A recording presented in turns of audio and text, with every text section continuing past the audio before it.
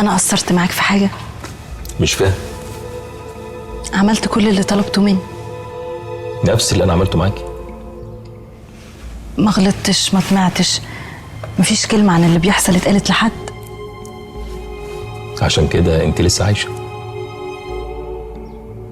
انا هوفر عليك الكلام. الانسان بينسى، الدنيا بتاخده في دوامتها، ما بيبقاش شايف غير دلوقتي وبس. لكن ماضيه بقى ووعوده بتبقى عبء عليه، ما بيبقاش عايز يفتكرها. انا بجيب لك كل شهر ملايين. تقوليش كده عشان ما ازعلش منك، ها؟ وانا زعلي وحش.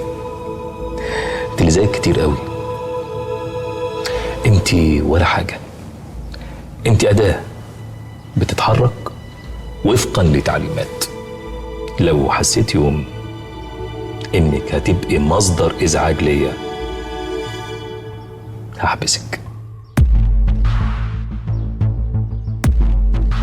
قتلت ولسه ممكن اقتل وهقتل، واللي فاكر انه ممكن يحبسني ويمنع عني الامل بكره يندم. مساء الخير يا نسا مروه.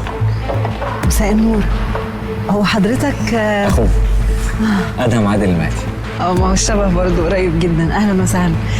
في اي حاجه اقدر اعملها لك؟ انا عايزك تعملي في سليم نفس اللي عملتيه في جوز امك.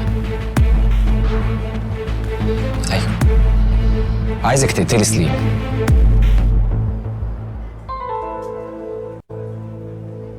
ادهم ما كانش محتاج يفتش ورايا ولا يهدد ولا يضغط عليا، ما كانش محتاج يقنعني حتى.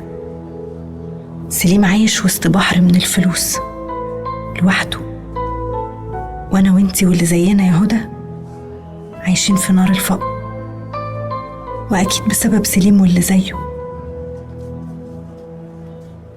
يمكن اللي ادهم عايز يعمله فيه هيخلي ميزان الدنيا يتعدل شويه، ويمكن مظلوم وما يستاهلش يموت، وهو يبقى ظلم بظلم. اشمعنى احنا اللي مظلومين من قبل ما نتولد؟ وبعدين سيبك من كل ده، انا من حقي اعيش. كل الملايين اللي حواليا واللي بنقلها بايدي من غني لغني، من حوت لحوت. بموت يا هدى، بموت لما بفتكرك وافتكر انا كنت عايشة ازاي ولسه.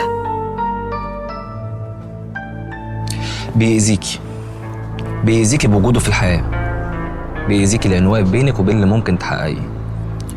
لو سليم مات أنا هورث كل حاجة، كل الشركات والقنوات هتبقى بتاعتي. وانا هطلع من ده بايه؟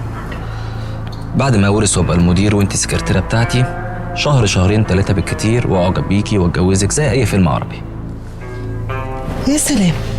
انا عايزك تفكري كويس، عايزك تحلمي، تتخيلي القنوات والمذيعين والكاميرات، كل ده بتاعك انت. وعايزك تفتكري الماضي بتاعك اللي بعلاقاتك ونفوذك وسلطاتك هتدفنيه للأبد. ولو أدهم طلع بيكذب عليا يبقى أنا عرفت هقتل مين بعد كده.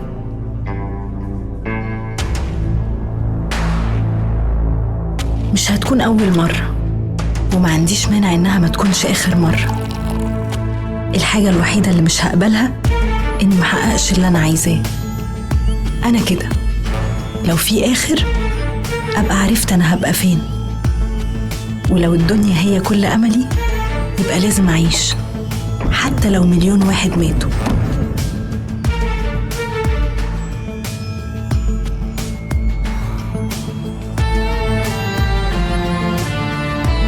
مروة،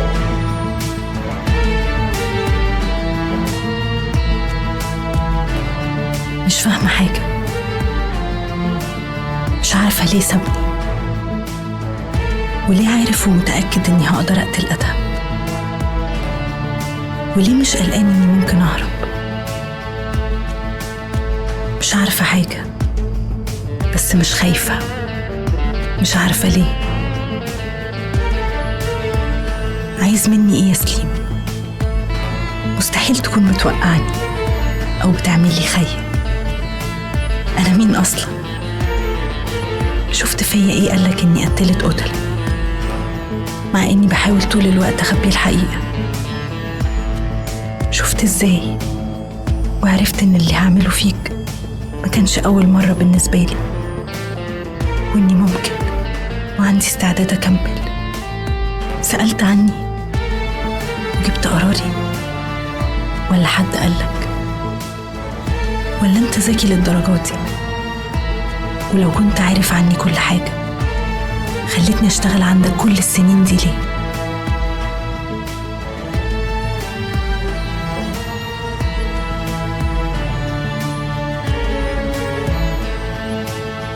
واخرته مفيش. العدة تخلص ونعلن قدام العالم كله ان احنا هنتجوز. ايوه، اديني دافع خليني ابقى عايزة اقتلك. بعني انت كمان واخلى بيا عشان ابقى متأكدة اني صح. انا مش فاهم انت بتتكلمي عن ايه. مش فاهم؟ لا، ما انا سمعتك وانت بتقول لها نتجوز. ظروف وجدد وما كناش عاملين حسابها. واحدة طلعت من تحت الارض هتقش كل حاجة، وانا وانت هنطلع ابيض. دخلت لها من سكة الحب والجواز، البت لقيت والمشكلة اتحلت. ايه؟ كفرت. وانا مش عارفة متضايقة للدرجات دي ليه يا هدى. اللي كنت عايزاه ما كانش هيتحقق في كل الحالات.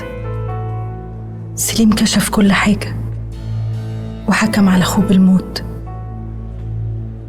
وأنا بس الأداة اللي بتنفذ. لو كان صدق معايا كنت هبقى بخونه.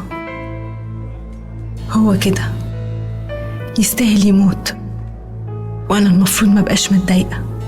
بالعكس، كده أحسن.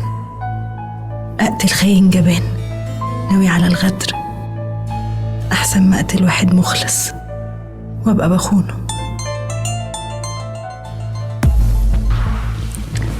ألو. الو. في حاجة كده عايزك تعمليها.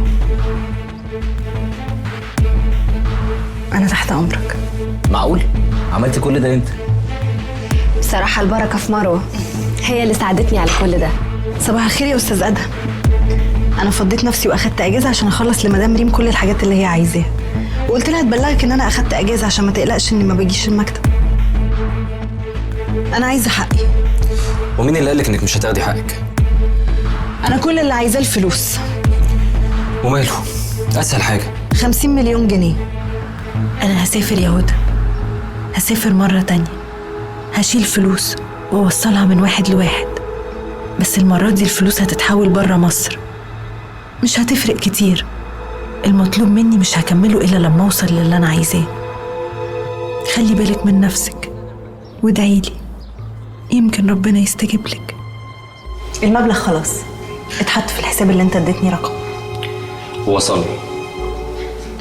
ودلوقتي ايه؟ لازم تبقي مستعدة. وانا مستعدة من دلوقتي. انت هتسافري بكرة؟ النهاردة لو عايز. كويس أوي. لما اتأكد انه مات هشوفك. كل حاجة حاسة بيها ما بقالهاش أي معنى. كل اللي بفكر فيه هدى إن أدهم بقى المفتاح الجديد. 6 مليون جنيه هيغيروا كل حاجة للأبد. اللي واقف بيني وبينهم أدهم. كان في مرة قال لي نفس الكلام عن سليم. انتي مين؟ واحدة تانية عملها طلعت، واحدة تانية كانت بتحلم تخرج من نفس السجن وتقب على وش الدنيا، واحدة تانية تهيأ لها إنها ممكن تعيش فماتت، وأنا اللي زيك كنت الأداة، وهم قاعدين بيضحكوا ومبسوطين.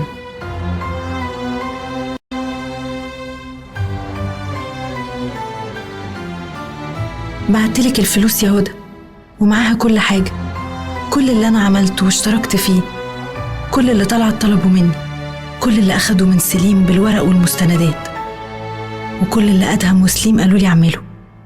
سجلت منه كتير وبعتهولك. لو جرالي حاجة ما تسكتيش، سلمي اللي بعتهولك للبوليس.